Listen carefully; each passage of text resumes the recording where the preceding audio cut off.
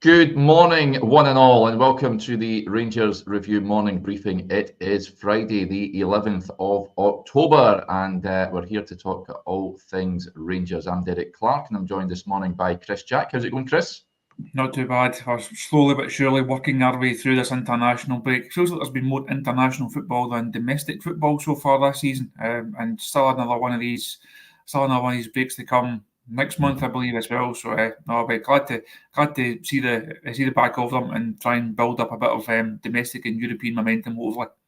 Yeah, I'm not a big fan of them as well. When we had one last month, didn't we? Just like you, we seem to be stopping just when we're gathering a bit of momentum. But we're not over the hump of this international break yet. I know there were some games played last night. England were a surprise defeat to Greece, but when does Scotland play? They play, is it tomorrow, or I've got no idea. I believe it's Saturday. Saturday early on in Zagreb, I understand. But I saw the stories the last couple of days about that not being available on TV, and you can only watch on YouTube. As we know, all the best shows are available on YouTube. So if you get bored of the Scotland game, you can come and watch some of the Rangers Review content instead. Yeah, just pie the Scotland game off, folks, and you can watch get plenty of content on the channel, that's for sure.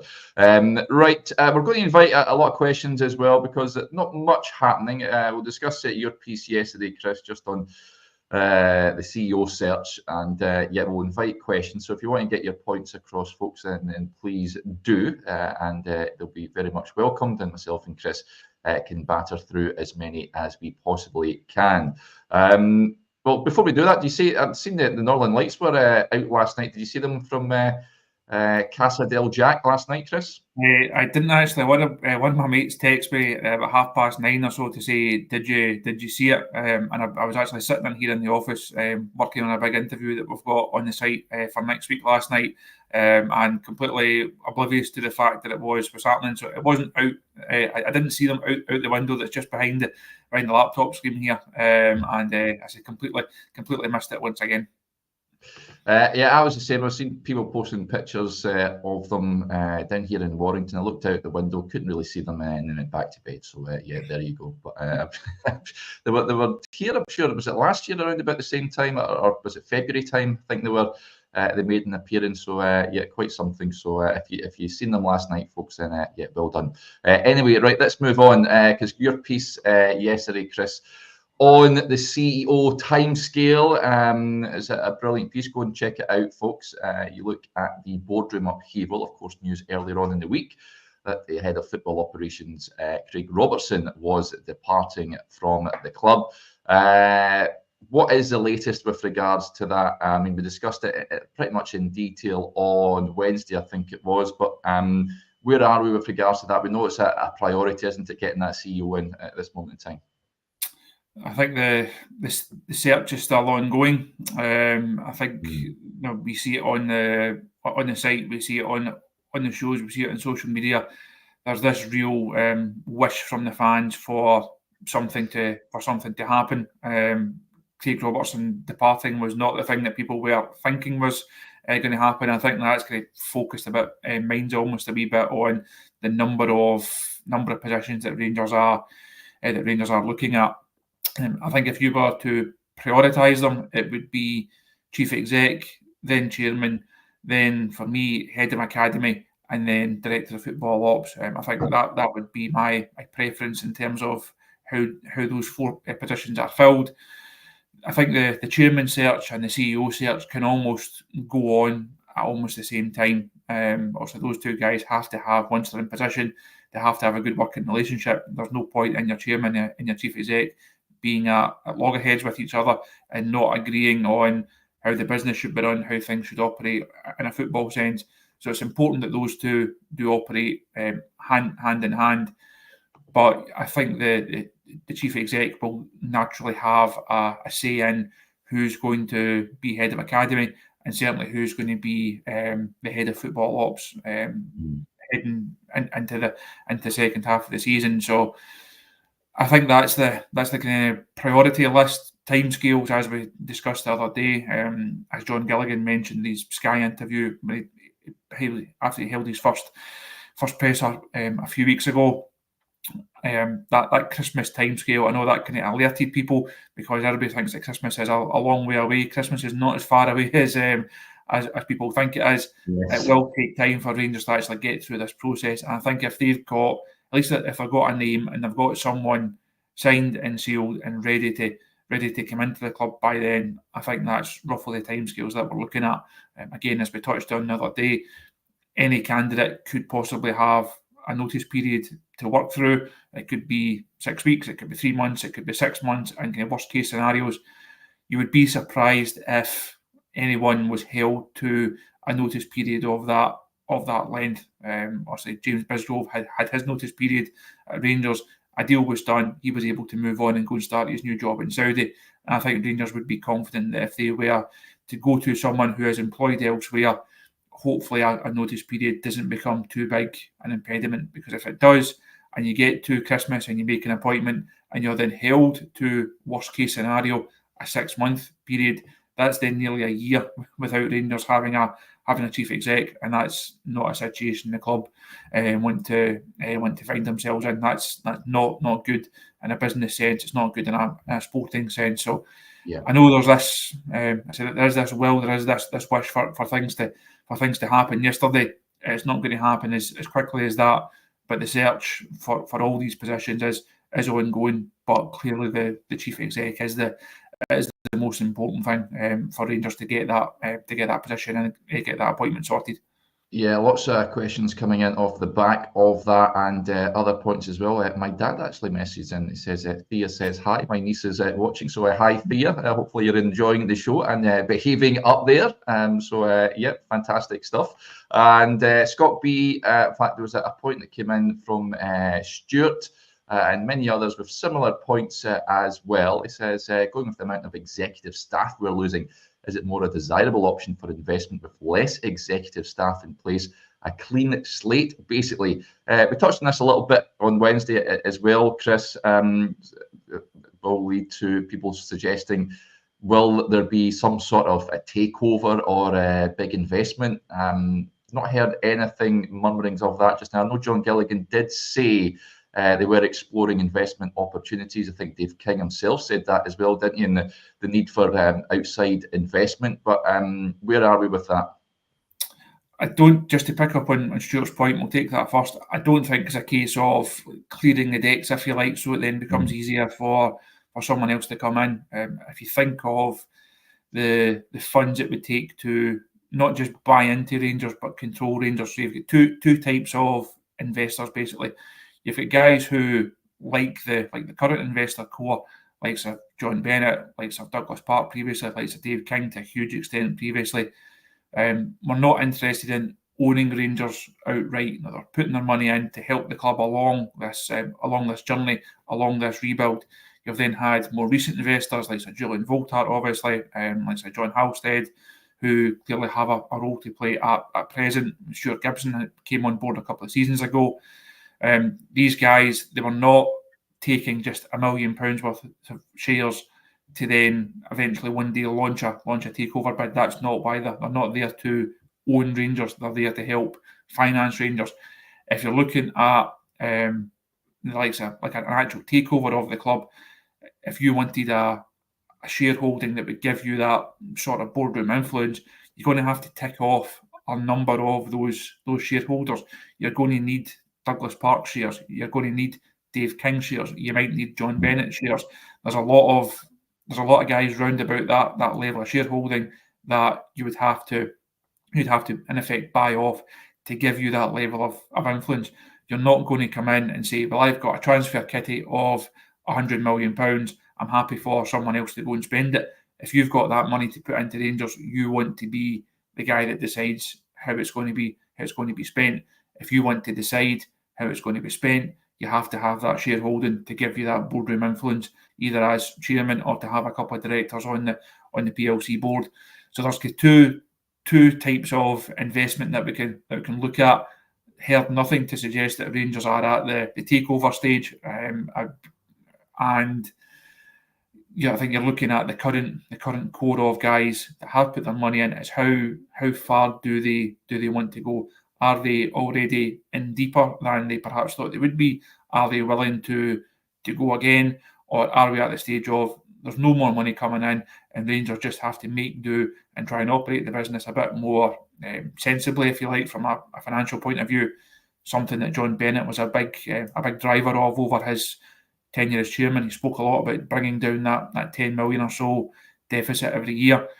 Rangers should be in a better financial footing for that work.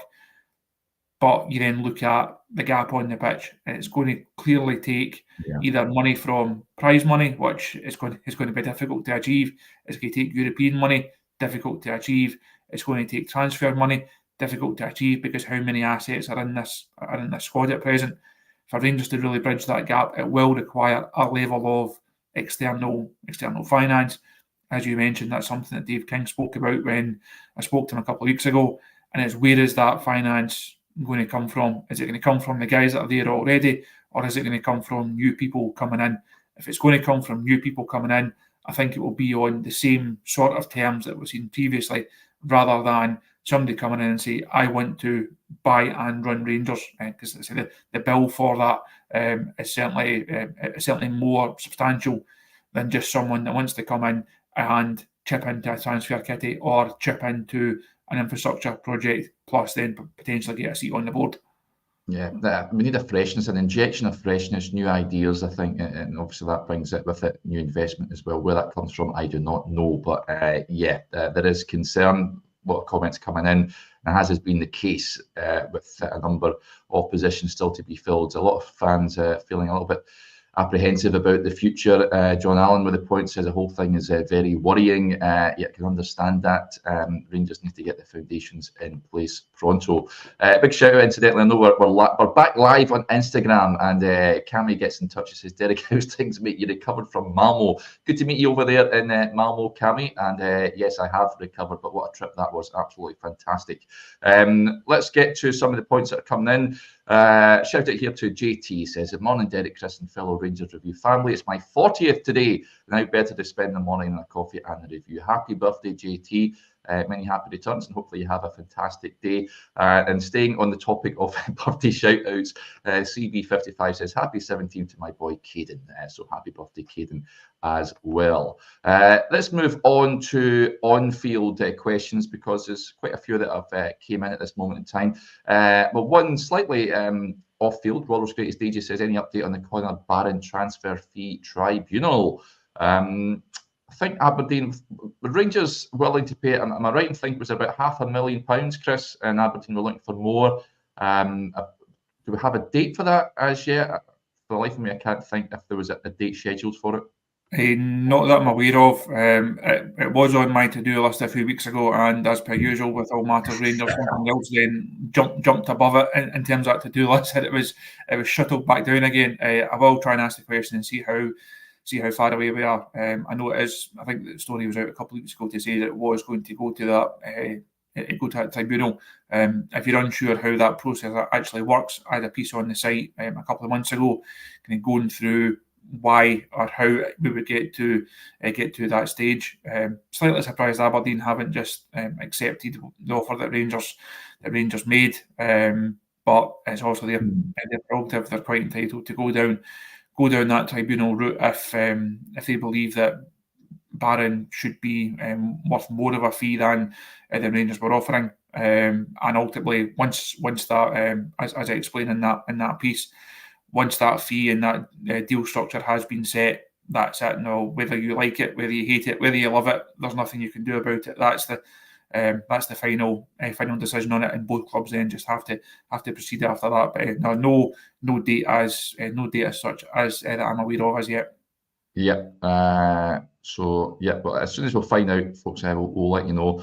Scott B with the point, we sort of touched on this, I think, about yourself, Chris, and yesterday with Joshua. Says we need to sign a striker to replace Dessers ASAP.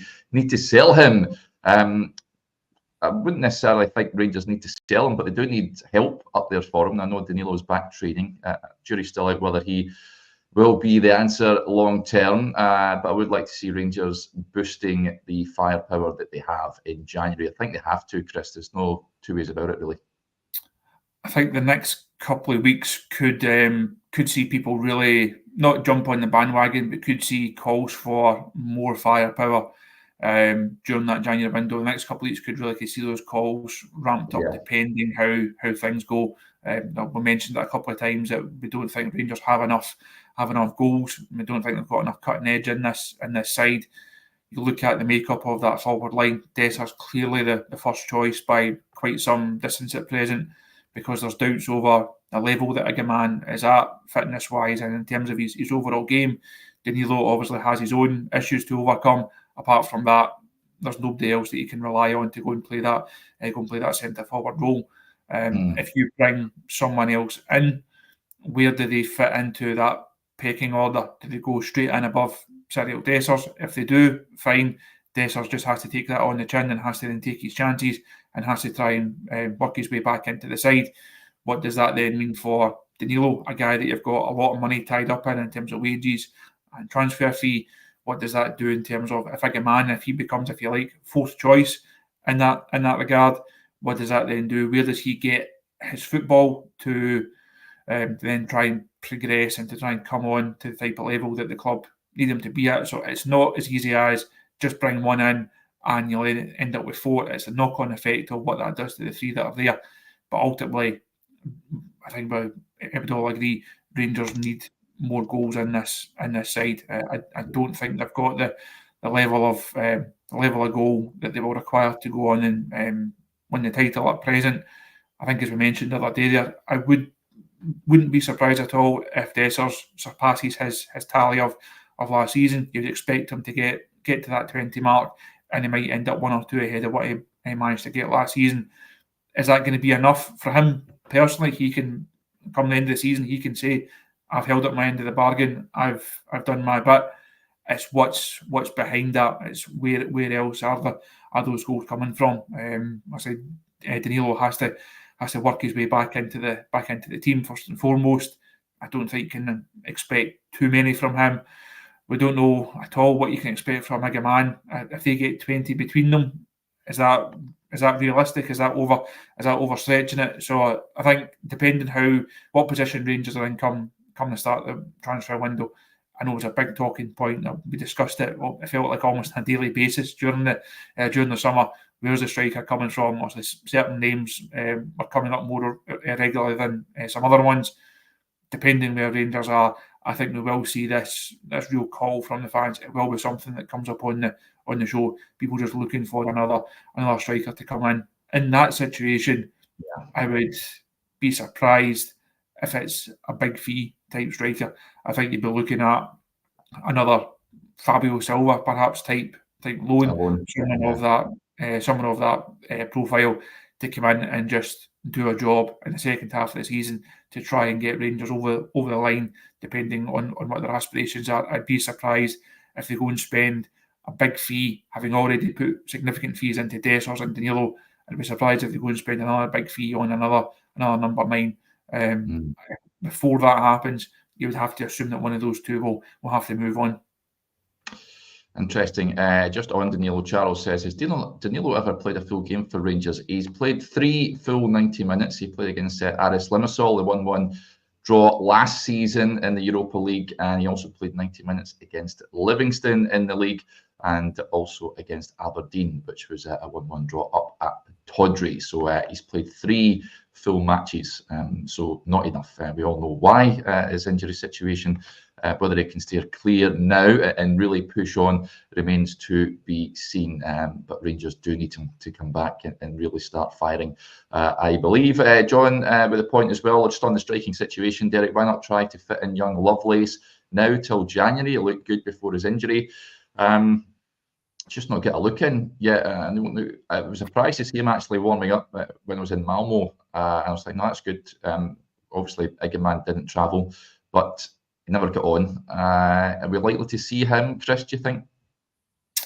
I think he probably falls into the same category as Bailey Rice in terms of fans would like to see them get the chance, but when is that chance actually going to come? We have a piece on the site actually on Saturday morning looking at the academy system and looking at that gap, now that famous 18 to 21 gap of coming through a youth system, getting so far, and then being able to make that jump. And I'll look a wee bit at how like Leon King and Alec Lowry fared, and look at the prospects of someone like Zach Lovelace or someone like Bailey Rice. Will they get their chance? Is Rangers to boil it down? Is Rangers the right club for them? I saw a bit of discussion online yesterday actually about the B team and the lack of games that they're playing. So again, that piece on the site goes into that. I won't give too much away. I'll urge everyone to go and read it tomorrow morning, obviously. But it looks at some of the things that Rangers tried. So they had their games programme. They then moved into the Lowland League and felt it wasn't adequate enough. It wasn't giving them the outcomes that they required. So they then pulled out the Lowland League. They tried to have the Conference League idea and have B teams included in the SPFL setup. They felt that was a better option. The manager actually spoke. I think it might even have been the first or second presser of the Premiership season. The manager spoke quite passionately and quite extensively about youth development and B teams and why he felt that was the way forward.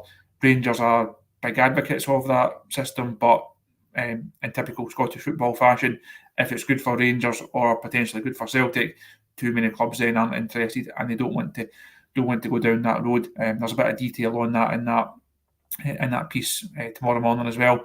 So it comes down to, if you are Lovelace or you are Bailey Rice, is Rangers actually now the right club for you? Will you get the opportunities in a B team to take your game to the required level, so that when your chance does come at first team level, are you actually ready for it? Are you there because you've earned it and you're good enough, or are you there because you perhaps fill a space in terms of UEFA coefficient, or you fill a space in terms of a jersey on the bench?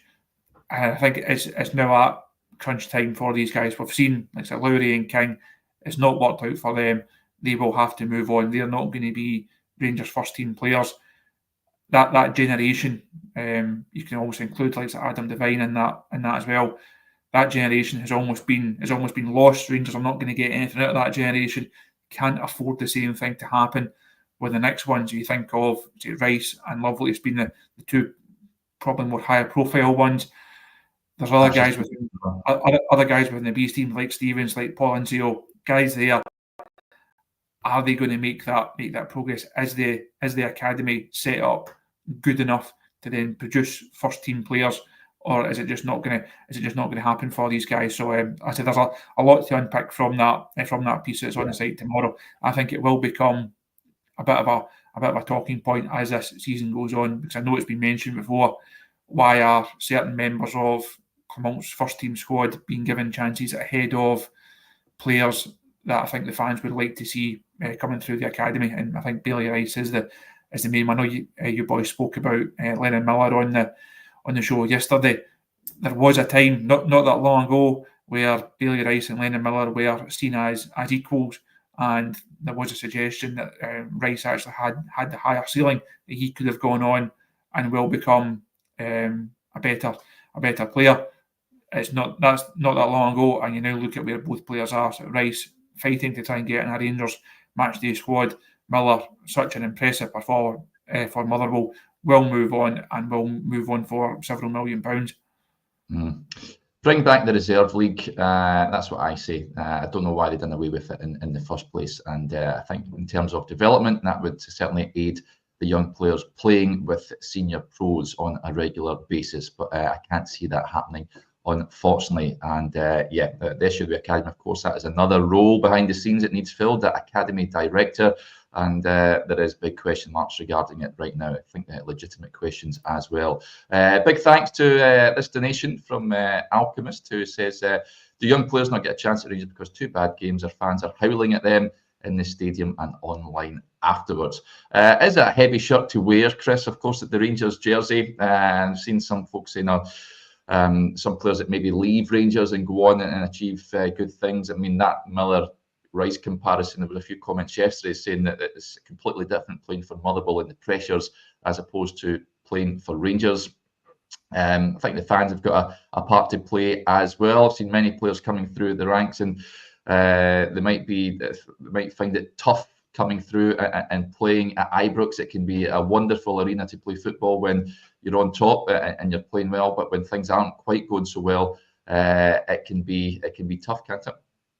It can be, and I think as the point is made there, the fans do have a part to play. The fans, they cannot demand that players come through the system. They cannot demand that players that come through that system are then given a chance in the first team. And when they do then make mistakes or they aren't perhaps at the level, you can't then shout at them, give them a hard time, and give their confidence a knock. So yeah, it's one thing supporters and even one thing the academy and the club saying we give young players a chance and we want to give young players a chance. It's one thing saying it, it's another thing actually doing it, and the proof ultimately is in what actually happens on the pitch. I think the SFA report that came out a few weeks ago, was it something like 23 or 29? I can't remember the exact number of minutes, but it was less than a half the number of time that Rangers had an under 21 player on the pitch in the first. I think in the first 33 Premiership matches. That's a staggeringly low number, and that doesn't speak to a club that wants to produce young players. It speaks to a club that has got plenty of finance put to an academy system that produces players up to a certain standard, but then doesn't give those players the opportunities to prove that they are at the level. I said, mentioned King and Lowry again. They were touted for a long time as these guys will go on and be successful Rangers players. For one reason or the other, for both of them, it's just not quite worked out. And I don't think it's a one size fits all answer for a number of young players. You can't just say it's Rangers' fault. You can't just say it's Scottish football's fault. You can't just say it's the players' fault. I think it's quite actually a complicated answer to determine why it's not quite worked out. So yes, I don't think they have had the correct grounding in the game because the structure in youth terms is just not there. I don't think also that they've had the right opportunities at Rangers at first team level, and part of that, I think, as Alchemist says, it is that it's very, very difficult to be a Rangers first team player, and it's very, very difficult to come through the academy and then make that leap. You can have all the technical ability in the world, like Alec Lowry has, on pure technical ability. He deserves a spot in the Rangers first team, but that's sometimes just not enough. I think we've seen that before. We'll no doubt see it again. Guys that are talked about up to a certain level, when you actually find out what's involved in being a Rangers first team player, is a difficult bridge to gap. Yeah, it sure is. Big thanks as well to DJ Boomtastic, who's gifted 5 Rangers Review memberships. So thank you very much for that, sir. That is very kind of you to do just that. There's a bit of a left field comment here from Jim. He says, if it was left to me, I would force teams to play at least one academy player for at least 30 minutes every game in the League Cup. I get where you're coming from there, Jim. Actually, remember, I think European competitions, you do need to have so many academy players in your match day squad. I actually watched a recent interview with Ross McCormack on Open Goal, and he was talking about his time coming through at Rangers and going away and being in squads, but it was just felt it was just because the club had to, as opposed to deserving his chance on the bench. So I wouldn't like that clubs being forced to play young players. I would like to think that young boys will earn their opportunities in the first team, as opposed to clubs being forced to play them on the pitch. A few other comments before we wrap up the show today. Some good questions have been fired in. James with the point says, do you think we should drop the 10 position and have 3 in midfield, as we struggle in the middle of the park as we're always outnumbered? I was on, I think, was it a Q&A on Monday? I was on, it's not a regular thing, but we're on TikTok yesterday for a live in the afternoon, and someone was criticising Clement's style of play and his formation, and suggesting that Rangers should go 2 up top, Chris, which I think might be. I like 2 up front, I've got to say. I was thinking maybe changing to a 3-5-2, but the thing is, Clement very He's stuck in his ways. It's a formation that he has played not only at Rangers but at previous clubs as well, and it has been successful. Certainly in Belgium, he likes that number 10, 2 wingers and a centre forwards. But do you think Rangers should be scrapping the 10? I can't imagine they'll be doing that now, given the outlay for Nadim Bayrami. But has James got a point here? I think in certain games it could certainly be an option. You think back to last weekend. If it's dictated by availability, but could we have seen Igaman up there alongside Danilo against St Johnstone at home, against some other of the perhaps lower ranked Premiership sides? Certainly at Ibrox, can you have two strikers on the pitch at the one time? I think there's certainly a case for it. In terms of dropping the 10 and going to 3 in midfield, I think it's something we spoke ahead of the last Old Firm game. We'll speak about it ahead of the next Old Firm game. That's for me the way to go. I don't think that particular system works against Celtic. I think Rangers have to change it in that regard. Who that third person or who that third player is, whether it's Raskin, whether it's Sterling, to give you a bit more of a defensive minded option in there. I think it's something Rangers do have to look at. But as you referenced there, the manager has his outlook, he has his philosophy, has his way of playing. We've not really seen it change that often during his time at Rangers. So I would be surprised if it's going to be a significant change. It might well be in certain matches. Can it be tweaked? I don't think that'd be a bad thing. Yeah, Scott Girvin's kindly donated to the channel. Thank you, Scott. It says, just on the issue of the academies, listen, how we're meant to build a player trading model and we never give the youngsters a chance. The right thing, it stands out. A player trading model is something that Rangers will have to, we heard it from John Bennett, of course, and it needs to be revitalised and up and running. It hasn't been for some time now. Right, that will do us there.